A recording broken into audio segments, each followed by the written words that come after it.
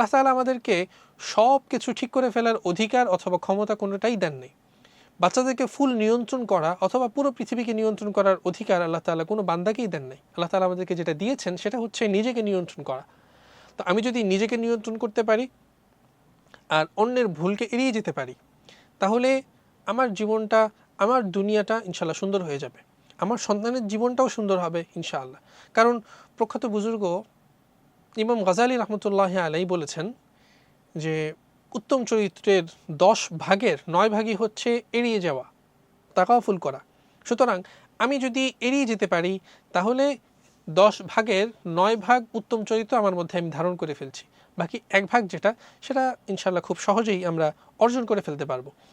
অতএব সব কিছু ঠিক করে ফেলার প্রবণতা থেকে বের হয়ে আমার নিজেকে ঠিক করে ফেলার যে গুরু দায়িত্বটা, সেটা ইনশাআল্লাহ আজকে থেকে আমি পালন করব।